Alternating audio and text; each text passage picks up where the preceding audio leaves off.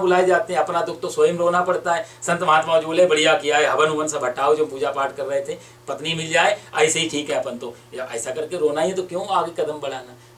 भगवान संदेश देते हैं अपनी लीलाओं के माध्यम से।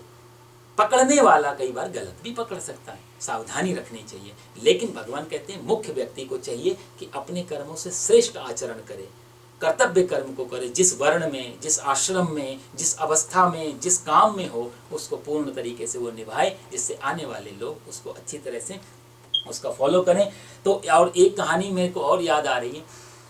एक बार ये जो मोहम्मद साहब पैगंबर साहब हुए, तो मोहम्मद साहब पैगंबर मोहम्मद से भी पहले एक पैगंबर हुए हैं जिनका नाम था मूसा, आपने नाम सुना होगा।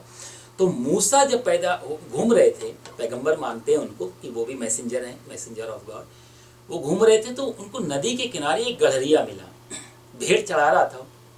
तो कहानी में आता है कि वो गड़हरिया भेड़ चढ़ाते चढ़ाते ऊपर वाले को याद कर रहा था, ये खुदा, ये परवरदिगार, या जो भी परमात्मा, हे परमात्मा तू मुझे मिल, जैसे मैं भेड़ों की सेवा करता हूँ, इनके बालों से गंदगी बाहर निकालता हूँ, इनको नहलाता धुलाता हूँ, मैं तेरी भी सेवा करना चाहता हूँ। तेरे भी सिर में शायद जूं पड़ गए होंगे, तेरे भी सिर में शायद कीड़े मकोड़े होंगे, मैं तेरे को नहलाऊंगा, मैं तेरे को साफ करूंगा, मैं तेरे को अच्छे अच्छे वस्त्र पहनाऊंगा। देखो ना, मैंने भेड़े पाल पाल के इतना कपास इकट्ठा कर लिया है, मैंने अच्छे अच्छे वस्त्र बनाए, मैं चाहता हूँ मैं अपने हाथ से तेरे को पहनाऊँ। तेरे को ठंड भी लगती होगी, पता नहीं तेरे पास कपड़े होंगे भी नहीं होंगे, तुझे किसी ने दिए भी नहीं। ये भाव बोलता गड़हरिया, जैसी बुद्धि बिचारी की वैसी प्रार्थना।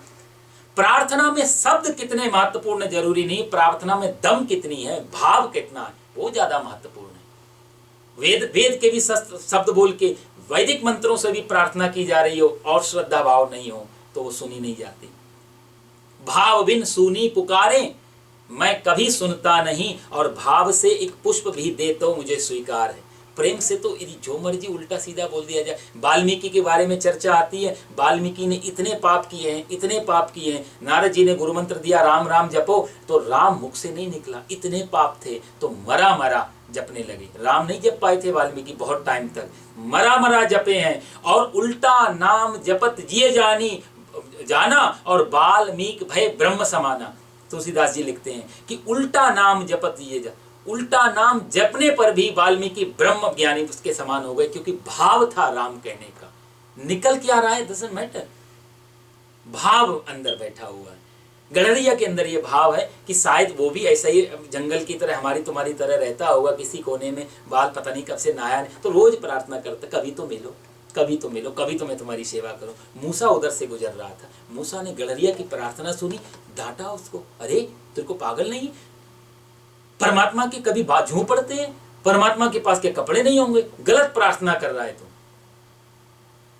गड़हरिया बोला शुद्ध मुझे आ, बोला शुद्ध नहीं आती तो गलत मत कर प्रार्थना। इतना कह के मूसा वहां से चला गया, और कहते मूसा जैसे वहां से आगे बढ़ा, परमात्मा की आकाशवाणी हुई, अरे मूसा तूने बहुत गलत काम किया। क्यों मैं तो उसको सुधारा, बोला नहीं तूने सुधारा नहीं, सुधारने का मतलब होता उसे कुछ दे के तो आता।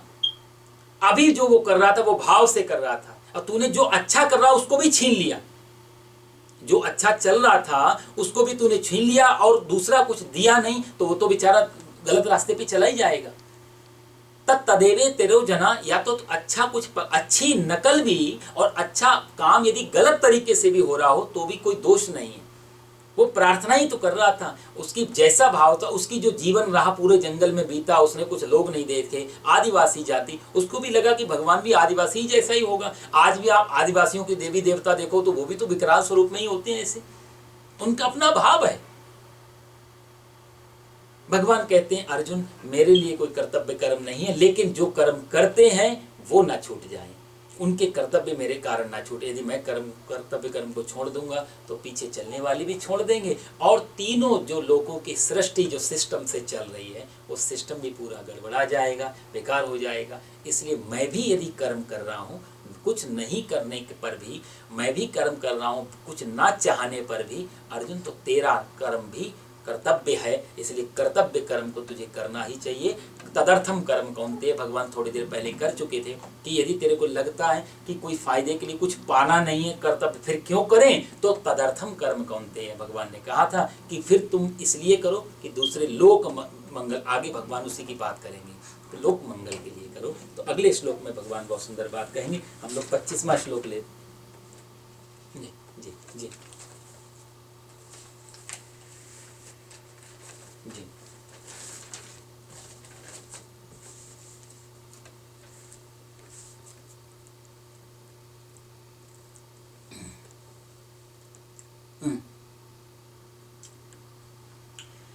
ये उत्तर मैं आपको जरूर दूंगा, अगली बार हम इसको पहले से व्याख्या करेंगे, थोड़ा समय कम है, लेकिन सूक्ष्म विधि से मैं आपको जरूर बताना चाहूंगा। देखो राम जो शब्द है ना, सब राम शब्द पुराना है, नहीं तो दशरथ जी अपने बेटे को नाम राम कैसे देते यदि राम शब्द ही नहीं होता तो। इसका मतलब राम शब्द राम से भी पहले का है। एक अर्थ तो ये है, राम शब्द भगवान से जोड़ा, राम दशरथ के पुत्र राम के कारण नहीं। राम शब्द की व्याख्या पहले भी कई बार, जैसे भगवान शिव ने, आप शिव से भगवान, अब ये जो बात मैं आपको उदाहरण दे रहा हूँ, टाइम कम है इसलिए लंबा नहीं करूंगा आपके उत्तर को, आप अभी दोबारा पूछ सकते हैं। समुद्र मंथन हो रहा था, सबसे पहले विष निकला समुद्र से, आप जानते हैं, सबसे पहले विष निकला। भगवान भोलेनाथ से प्रार्थना कीजिए, भगवान भोलेनाथ ने कहा कि लाओ विष मेरे पास ले आओ, कोई बात नहीं, मैं सबसे, तुम सब देव हो और मैं महादेव हूँ, तो बड़े पद पे बैठने वाले को जहर पीना ही पड़ता है, और जो जहर नहीं पिए वो बड़े पद पे बैठने के लायक भी नहीं होता। दीदी तुम सब लोग मेरे को महादेव कहते हो तो ले आओ। महादेव के पास जहर लाए, महादेव ने जहर पी लिया। किसी ने पूछा कि आपने जहर पी लिया, आपको कुछ हुआ नहीं? भगवान शिव पुराण में एक कथा आती है, भगवान भोलेनाथ मुस्कुरा के कहते हैं मेरे को जरूर कुछ होता, क्योंकि छोटा तोला 2 तोला 10-20 ग्राम जहर नहीं था, त्रैलोक के दहनात, भागवत में आता है, तीनों लोगों को जला देने वाला विष था, इतना ज्यादा विष था वो, इतना ज्यादा। आपको कुछ नहीं हुआ? तो भगवान भोलेनाथ ने बहुत सुंदर बात कही, जो आपका उत्तर, और ये बात त्रेता युग से पहले की है, भगवान राम के दशरथ के बेटे के रूप में जन्म लेने से पहले की है। तो भगवान भोलेनाथ कहते हैं जैसे विष सामने आया तो मैंने जोर से कहा रा, जब रा बोला तो मेरा मुंह खुल गया, मैंने विष डाल लिया, और विष भीतर डालने के बाद कहा माँ, तो जब आप रा बोलोगे तो मुंह खुलेगा, माँ बोलोगे तो मुख बंद हो जाएगा, यानी कि दोनों के बीच में विष है। मेरे पूरे जीवन में विष इसलिए नहीं उतर पाया क्योंकि विष को मैंने राम के भीतर रख लिया। रा और माँ के बीच में विष है। जीवन में भी मतलब राम को ले आओ, सारा विष पीते रहो, विष हमारा कुछ नहीं बिगाड़ सकता, ये राम हमारे जीवन में। तो राम शब्द राम दशरथ पुत्र से भी पहले से वो राम शब्द था, तभी दशरथ जी भी राम दे पाए, वशिष्ठ जी भी राम के बारे में बात कर पाए। राम परब्रह्मवाचक है, और राम की व्याकरण से भी बहुत सारी व्याख्याएं हैं, मैं आपको जरूर बताऊंगा। रा अक्षर का क्या मतलब होता है, माँ अक्षर का क्या मतलब होता है, और दोनों अक्षरों को मिला करके क्या बनता है। तो ये एक थोड़ा अलग चली जाएगी ये चीज़, तो आप या अगली बार आप थोड़ा सा पहले पूछेंगे तो मैं इसकी जरूर आपको व्याख्या करूंगा, ठीक है ना। तो हम अगले श्लोक में जाते हैं, 25वां श्लोक है।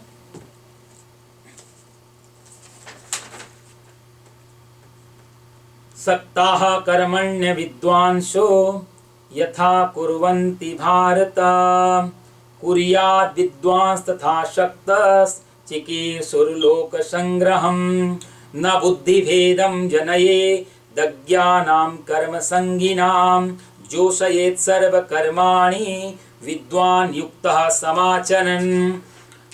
और इसी में भगवान ये श्लोक और भी जोड़ते हैं, इसी क्रम के श्लोक है। प्रकृतेः क्रियमाणानि गुणैः कर्माणि सर्वशः, अहंकार विमूढात्मा कर्ताहम् इति मन्यते। तत्त्ववित्तु महाबाहो गुणकर्म विभागयोः, गुणागुणेषु वर्तन्त इति मत्वा न सज्जते। प्रकृतेर्गुणसम्मूढाः सज्जन्ते गुणकर्मसु, तान् कृष्णविदो मन्दान् कृष्णं विन्न विचालयेत्। मयि सर्वाणि कर्माणि सन्न्यस्याध्यात्मचेतसा, निराशीर्निर्ममो भूत्वा युध्यस्व विगतज्वरः।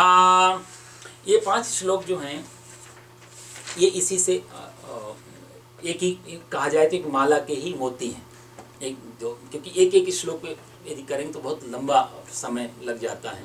फिर भी कोई शंका समाधान किसी में हो तो आप गीता लेके बैठेंगे तो आपको कहीं भी बीच में लगे तो हम उसको दोबारा ले लेंगे। लेकिन एक्चुअल में ये सारे इतने अच्छे अच्छे मोती हैं भगवान के दिए हुए कि आगे बढ़ने का मन ही नहीं करता, तो बहुत स्लो चल रहा है हमारा ये, इसलिए मैंने थोड़ा सा लिया है, क्योंकि आगे भी बहुत अच्छे अच्छे अमृत जैसे मोती निकलेंगे इसमें। हर अध्याय में भगवान ने बहुत, गागर में सागर बोलते हैं ना, कि छोटे से गागर में पूरा सागर सागर भरा हुआ। तो भगवान यहाँ पर कहते हैं कि हे अर्जुन, हे भरत वंशोद्भव यथा कुर्वन्ति भारता। भगवान ने यहाँ अर्जुन को भारत कह के संबोधन किया है। भारत इसलिए क्योंकि वो पूरे देश को रिप्रेजेंट कर रहा है, इस समय पूरे देश के राजा पद पे जाने वाले हैं, इसलिए भगवान उसको याद दिला रहे हैं, छोटा मोटा तो व्यक्ति नहीं है। हे भारत, भगवान ने मानो पूरे जो राज्य इसको मिलने वाला है उसका ही नाम ले दिया कि तू अकेला ही नहीं है, पूरा भारत, पूरा देश तेरे साथ में है। तो हे भारत अर्जुन, कर्म में आसक्त हुए अज्ञानी जन जिस प्रकार कर्म करते हैं, आसक्ति रहित पुरुष, तत्व पुरुष भी लोक संग्रह करता हुआ, लोक मंगल करता हुआ उसी प्रकार कर्म करे। सावधान, तत्वज्ञ महापुरुष कर्मों में आसक्ति वाले अज्ञानी मनुष्यों की बुद्धि में भ्रम पैदा ना करें और समस्त कर्मों को अच्छी तरह से करता हुआ उनसे भी करवाएं। ये 25 और 26वें श्लोक का भाव है कि जैसे भगवान कहते हैं अज्ञानी जन जैसे कर्म करते हैं, ज्ञानी भी वैसा ही कर्म करे। वो कर्म करे ऐसा नहीं कह रहे, वैसे ही। अंतर समझना, अज्ञानी शराब पी रहा हो तो ज्ञानी शराब पिए इसलिए नहीं कह रहे हैं। अज्ञानी जैसे दुनिया में जी रहा है, ज्ञानी भी वैसे ही जिए, पहली बात भगवान ने रखी। और दूसरा कंडीशन ये रखी कि लोक मंगल हो, कल्याण हो, परोपकार हो। और दूसरी चीज भगवान कहते हैं कि अज्ञानी की बुद्धि में भ्रम पैदा ना करे। ज्ञानी बुद्धिमान जो ज्ञानी पुरुष है वो अज्ञानी की बुद्धि में कोई इल्यूजन क्रिएट ना करे। जैसे मैंने आपसे कहा, मूसा ने गड़रिया अज्ञानी है मूसा की दृष्टि में, वो कह रहा है तू प्रार्थना गलत तरीके से कर रहा है, मत कर, ऐसा भ्रम पैदा ना करे। यहाँ भगवान ने 2 श्लोकों में ये बात कही। और अगले श्लोक में भगवान कहते हैं कि संपूर्ण कर्म सब प्रकार से प्रकृति क्यों ना करे, उसके बारे में भगवान कहते हैं क्योंकि संपूर्ण कर्म सब प्रकार से प्रकृति के गुणों द्वारा ही किए जाते हैं, परंतु सारा कर्म जो है वो प्रकृति कर रही है, परंतु अहंकारा विमूढ़ आत्मा कर्ता हम इति मन्यते। ये भगवान दूसरे कि अहंकार जब होगा तो व्यक्ति कहेगा कर्ता हम इति मन्यते। ये लास्ट वाली लाइन है 27वें श्लोक की, बहुत महत्वपूर्ण है। अहंकारा विमूढ़ आत्मा, यहाँ भगवान ने कहा अहंकारी, और मूढ़ शब्द कहने से भी काम चल जाता, मूढ़ मतलब मूर्ख, पर भगवान ने मूढ़ से भी पहले विमूढ़ा शब्द लगा दिया इसमें। अहंकारा विमूढ़ आत्मा, सामान्य मूर्ख नहीं, महामूर्ख। अहंकारी को भगवान महामूर्ख कह रहे हैं। अहंकारा विमूढ़ आत्मा कर्ता हम इति मन्यते, यानी कि जो ये कहता है ये सब मैं कर रहा हूँ, वो व्यक्ति महामूर्ख है। यहाँ भगवान ये बात कहना चाहते हैं। और इसी से जुड़े हुए 28वें श्लोक में भगवान बात कहते हैं, परंतु हे महाबाहो, गुण विभाग और कर्म विभाग को तत्व से जानने वाला महापुरुष संपूर्ण गुण ही गुणों में बरतते हैं, ऐसा मानकर आसक्त नहीं होता। आप पहले तो बात कर ली कि अहंकारी व्यक्ति कहता है मैं करता हूं, लेकिन जो तत्वज्ञानी है, जो ज्ञानी है, वो समझ जाता है इस खेल को कि प्रकृति ही कर रही है, मैं तो कुछ भी करने वाला नहीं, मैं तो मात्र निमित्त हूँ, मैं तो एक कैटालिटिक एजेंट की तरह हूँ। कि एक जैसे बिजली से आप पानी से बिजली बनानी हो, या हम यदि हाइड्रोजन ऑक्सीजन को मिला करके पानी बनाएं तो हाइड्रोजन ऑक्सीजन पानी बन जाते हैं, लेकिन बिना बिजली के नहीं बन पाएंगे, लाइट की कहीं ना कहीं बीच में जरूरत पड़ेगी। तो हाइड्रोजन ऑक्सीजन से पानी बना, पर पानी में बिजली का कोई रोल नहीं रह जाता, जो पानी बनने की प्रक्रिया है। लेकिन बिना लाइट के हाइड्रोजन ऑक्सीजन को मिला के पानी नहीं बनता। ऐसे आप जोड़ते रहो सिलेंडर में तो नहीं बनेगा, उसमें लाइट बीच में आने से तुरंत पानी बनने लगता है। इसको बोलते हैं कैटालिटिक एजेंट, एक बीच में निमित्त मात्र का एक व्यक्ति। तो ज्ञानी पुरुष, इस 28वें श्लोक में भगवान कह रहे हैं, ज्ञानी पुरुष सिर्फ अपने आप को निमित्त मान जाता है, सिर्फ निमित्त। जैसे एक नदी के ऊपर पार जाना तो पुल है, पुल एक निमित्त है, पुल एक मंजिल नहीं है, पुल एक ठहरने की जगह नहीं है, पुल सिर्फ पार करने की जगह है। जैसे अकबर ने फतेहपुर सीकरी में लिखाया ना, यमुना के ऊपर पुल बनाया तो उसने बड़े अक्षरों में लिखवाया था बीरबल के कहने से कि ब्रिज क्रॉस करने के लिए, पुल पार करने के लिए, पुल रहने के लिए नहीं है, पुल मंजिल नहीं है, ब्रिज कोई तुम्हारा सराय नहीं है, सिर्फ पार करो और जाओ। वो कहीं ना कहीं यहाँ भगवान उसी बात को कह रहे हैं। ज्ञानी जन अपने आप को निमित्त मान लेते कि मैं एक निमित्त मात्र हूँ, बाकी सब प्रकृति कर रही है अपने आप। ये 28वें श्लोक में भगवान ने बात कही, और 29वें और 30वें श्लोक में भगवान उसी चीज को आगे बढ़ाते हुए कहते हैं, क्योंकि अर्जुन प्रकृति जन्य गुणों से अत्यंत मोहित हुए अज्ञानी गुण और कर्मों में आसक्त रहते हैं। वो गुण में भी आसक्त हैं और कर्मों में भी आसक्त हैं, दोनों जगह फंसे हुए हैं। वो प्रकृति में और प्रकृति के द्वारा जो हो रहा है वो दोनों को अपना मान के चलते हैं। अभी मैं आपको एक्सप्लेन करके बताऊंगा कैसे। उन पूर्णतया मंदान, यहाँ पहले भगवान ने कहा विमूढ़ आत्मा, यहाँ भगवान कह रहे हैं मंदान, मतलब मंद बुद्धि, जिसकी बुद्धि बहुत मंद है, कमजोर बुद्धि है, उसके लिए अज्ञानियों को पूर्णतया जानने वाला ज्ञानी मनुष्य विचलित ना करे। ज्ञानी उनको जो ऐसे मंद बुद्धि है उनके लिए भी पहले भगवान कहते हैं कि उनको जो अज्ञानी पुरुष हैं, प्रकृति का खेल नहीं समझ पा रहे हैं, वो जो भी अच्छा काम कर रहे हैं उनको उनकी बुद्धि में भ्रम पैदा ना करे। और यहाँ पर भगवान कह रहे हैं कि उनको ज्ञानी विचलित भी ना करे, उनको हटाए नहीं जो कर्म कर रहे हैं बिना ज्ञान के।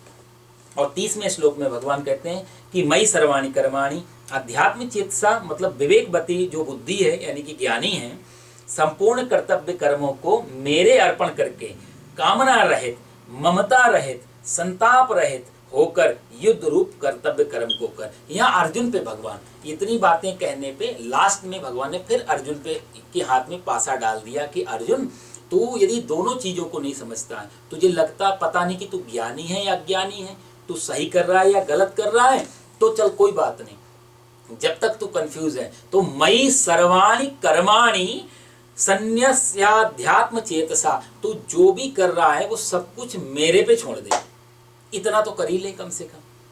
ये श्लोकों में भगवान ने पहले ज्ञानियों की बातें की, अज्ञानियों की बातें की, और ज्ञानियों के लिए एक रूल बताया कि आप कम से कम अज्ञानियों की बुद्धि में भ्रम पैदा ना करो, और यदि आपको मालूम ही नहीं है कि आप ज्ञानी और अज्ञानी हो तो मेरे पे मई सर्वाणि कर्माणि। इसमें भगवान ने एक चेन बनाई है, कहीं ना कहीं भाव हम लोग समझते हैं। इसमें 2-3 चीजें इसमें समझने जैसी हैं। अनासक्त, प्रश्न ये होता है, भगवान ये कहते हैं कि अनासक्ता 25वें श्लोक में जो भगवान बात करें, अनासक्त होकर के कर्म कर। तो अनासक्त होकर के कर्म करना मतलब जैसे मैंने आपको बताया कि हम कोई कर्म करते हैं तो पीछे 2 चीजें काम करती हैं, कुछ पाना है और जो पाया हुआ है उसको ठीक ठाक रखना है। भगवान कहते हैं दोनों चीजों का तू ख्याल मत कर। तो प्रश्न उठेगा तार्किक की तरह से, फिर कर्म क्यों करे? तो भगवान यहाँ कहते हैं कि अनासक्त होकर के कर्म करने का मतलब है कि अभिनय कर, तू एक्टिंग कर कर्म करने की। जैसे एक एक्टर एक्टिंग करता है, उसको कोई लेना देना नहीं है सामने वाले से, वो सामने वाले का कई बार बाप बन जाता है, कई बार उसका बेटा बन जाता है, पर अंदर से तो जानता ना मेरा ये बाप है ना मैं इसका बेटा हूं। कई बार शत्रु बन जाएगा, कई बार मित्र बन जाएगा। तो वो पर्दे पे कैमरे के सामने जिस हिसाब से पूरा, यदि शत्रु के रूप में है तो क्रोध दिखाएगा, माता पिता के रूप में है या प्रेमी प्रेमिका के रूप में है तो प्रेम दिखाएगा पूरी। पर कैमरे का बटन बंद होते ही जैसे सीन हो गया पूरा, तुरंत अपने वेश में वापस आ जाता है। तो अपने वेश में वापस नहीं आ जाता है, अपने वेश में पहले वो था ही, सिर्फ अभिनय का आवरण ऊपर से रखा हुआ था। हम लोग थोड़ा उल्टा करते। भगवान जो ज्ञानी को अज्ञानी की मति में भ्रम पैदा ना करे, थोड़ा सा कठिन है, समझने का प्रयास करना। हम उल्टा करते हैं। अभिनयी व्यक्ति, अभिनेता अंदर से जानता है कि मैं अभिनेता हूं, ऑथेंटिक रूप में, प्रामाणिक रूप में मैं कुछ और हूं, तो अभिनय की चादर अपने ऊपर ओढ़ लेता है। हम जीवन में उल्टा करते हैं, हम होते तो अभिनेता हैं पर हम प्रामाणिक वाली चादर ओढ़ के चलते हैं कई बार। ये जो उल्टापन चलता है अंदर से, भगवान कहते हैं अभिनय करेगा तो क्या होगा कि अभिनय में मकान तोड़ना हो, गाड़ी तोड़नी हो, बंदूक चलानी हो, कुछ तो हमें कोई फर्क नहीं पड़ता। हम सब करते हैं, मकान भी, तो हमें लगता है हमारा थोड़ा ना टूट रहा है, डायरेक्टर का टूट रहा है, और सही में थोड़ा ना टूट रहा है। तो पुराना बनाते भी, सेटअप भी उस हिसाब से बनाते हैं, उसमें कोई वोल्टेज टावर तो नहीं बनाएंगे। यदि वोल्टेज टावर को उड़ाना हो फिल्म में, उतनी बड़ी बिल्डिंग बना के कौन तोड़ेगा? फिर इतना बजट ही नहीं आएगा। तो जो तोड़ रहा है उसको भी मालूम है ये असली बिल्डिंग नहीं है, इसमें भी कोई मरने वाला नहीं है। और उसमें भी यदि कुछ लॉस है तो वो डायरेक्टर का होगा। ज्ञानी पुरुष उसी प्रकार से एक्टिंग करेगा, उसमें कुछ हानि भी हो रही हो तो मानेगा ये शरीर भी मेरा नहीं, तो लॉस होना है तो उसका होगा, जिसकी प्रकृति है, जिसका संसार है। तो मेरा तो यहाँ तक जब अभिनय हो शुरू होता है तो अंदर सुख और दुख दोनों खत्म हो जाते हैं। वहाँ यदि एक्टर के घर में बच्चा पैदा हो रहा है मूवी में तो भी वो सुख खुशी नहीं होता क्योंकि सही में बच्चा नहीं हुआ है, और कोई मर भी रहा हो तो दुखी नहीं होता क्योंकि सही में नहीं मर रहा है। ऐसे ही यदि जीवन अभिनय बन जाए तो यहाँ लाभ और हानि ये दोनों एक तरीके से चीजें हो जाएंगी। यहाँ लाभ आएगा तो भी तेरे लिए और हानि आएगी तो भी तेरी, मेरी जिम्मेदारी खत्म। राजी है उसी में जिसमें तेरी रजा है, यूं भी वाह वाह है और यूं भी वाह वाह है, दोनों अवस्था में वाह वाह रह जाती है। भगवान कहते हैं अर्जुन, जब अनासक्त व्यक्ति जब अभिनय करने लगता है तो वहां सर दुख और सुख दोनों चीजें उसके जीवन में। अर्जुन क्यों दुखी है, भगवान अर्जुन से क्यों कह रहे हैं ये बात, ये जो उदाहरण दे रहे हैं क्यों? क्योंकि अर्जुन युद्ध को असली समझ रहा है। अर्जुन कह रहा है कि युद्ध हो रहा है, दूसरा अर्जुन कह रहा है कि मरेंगे ये लोग, स्त्रियां विधवाएं होंगी, तो मरना, युद्ध हारना, जीतना, युद्ध होना, भगवान कहते हैं सारा का सारा अभिनय चल रहा है। जैसे हम सपने में बैठे हों और सपने में हमारा कोई सारा, मैंने आपको कहानी सुनाई, राजा जनक सो रहे थे, राजा ने आक्रमण किया, सारा राज्य हार गए, वो सब कुछ बर्बाद हो गया। भीख मांगने लगे, कटोरा हाथ में आ गया, भीख लेने गए तो बड़ी मुश्किल, 3 दिन से भूखे हैं, कहीं कोई भंडारा चल रहा था, खिचड़ी का भोग था, तो खिचड़ी उनके कटोरे में डाली। अब कटोरे में डाली खिचड़ी, तो खिचड़ी देख करके 3 दिन से भूखे इतना खुश हो गए, लेकर के भागे नदी किनारे के, वहां बैठ के खाऊंगा। नदी किनारे बैठ के खाने लगे, ऊपर से चील आई, कटोरा लेके भाग गई। अब कटोरा लेके जैसी भागी तो इतना दुख हुआ, 3 दिन से भूखा, बड़ी मुश्किल से सुख आया जीवन में, और सुख भी चील लेके चली गई। इतना कष्ट हुआ कि नींद खुल गई, और जब नींद खुल के देखा तो राजमहल के साई बिस्तर में लेटे हुए, माता सुनैना बगल में। तो उनके मन में तुरंत वैरागी कैसे हुए। अब ये ज्ञानियों के लक्षण है, हर चीज से शिक्षा लेते हैं। तुरंत अपने नगर में ढिढोरा पिटवाया, ये सत्य या वो सत्य, बताया नहीं क्या रीजनिंग, सिर्फ इतना क्वेश्चन छोड़ दिया, ये सच है या वो सच है। सारे विद्वान, प्रकांड, पंडित सब लोग आने लगे, उत्तर कोई नहीं दे पाया। तो वही अष्टावक्र जब आते हैं और अष्टावक्र से सेम प्रश्न करते हैं कि बताओ ऋषि कुमार, ये सत्य था या वो सत्य। तो अष्टावक्र जानते थे, त्रिकालदर्शी थे, बोला राजन, ना ये सत्य है और ना वो सत्य, तुम सब जानते हो, फिर भी क्यों क्वेश्चन ऐसा करते हो। दोनों ही असत्य हैं, दोनों ही स्वप्न है। एक स्वप्न घंटे, आधे घंटे चलता है, दूसरा स्वप्न 60, 70 और 80 साल चलता है। लेकिन ये स्वप्न टूट के बिस्तर पे पाते हो कि सब कुछ झूठ था, और जब यहाँ ये स्वप्न 70, 80, 100 साल में टूटेगा और ऊपर पहुंचोगे तब आपको लगेगा ये स्वप्न थोड़ा लंबा था, बस इतना ही था, लेकिन असत्य था, दोनों ही असत्य। और वहां सर एक अष्टावक्र गीता प्रकट हो जाती है। अष्टावक्र जानते थे ये ज्ञानी है, ये वैरागी है, लेकिन फिर भी ज्ञानियों के प्रश्न लोक कल्याण के लिए, भगवान उसी की बात अर्जुन से, लोक संग्रह में वापी, जो भगवान यहाँ पर श्लोक में बात करते हैं कि अर्जुन तेरे लिए यदि तेरी स्थिति भी ये हो जाए,